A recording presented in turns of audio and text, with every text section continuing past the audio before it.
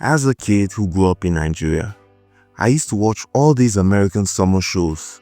Phineas and Ferb, Zoe 101, Suit Life, you name it. And I always wondered, how come their summer breaks were so long? I mean, these kids had 3 months off. Meanwhile, I'm getting like 6 weeks if I'm lucky. Ferb, I know what we're gonna do today. So naturally, I googled it. And the reason that popped up the most was summer break exists in America so kids could help on farms. Now that made perfect sense to my 12-year-old brain. Spring was for planting stuff, fall was for harvesting, and summer in between was for chilling. Except, that's completely backwards. Because if summer break was for farming, why would kids be off when crops needed the least attention? The real break was September to October, for harvest season. So if it wasn't about farming, what was really going on? Well, not much. Summer wasn't the heavy lifting season. Crops mostly grew themselves. No irrigation systems, no tractors, just heat and hope for rain. The real critical periods were spring and fall. That's when kids were needed in the fields. So rural schools did the obvious. They stayed open in summer and closed for harvest. But that just raises the question, who started this summer break thing?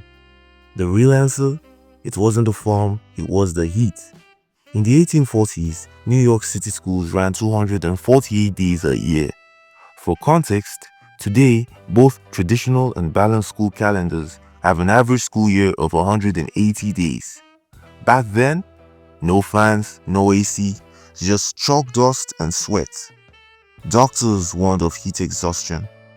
Wealthy families were already bailing for the countryside every summer. So city schools followed suit. Not for crops, it was for survival. But that quick fix, it didn't stay local for long. If you're into history that flips what you thought you knew, hit that subscribe. Now here's where things spiral. By the 1850s, school boards had two choices. Either invent air conditioning or close schools in the heat. They chose closed. And other states, they copied it for standardization of the school calendar.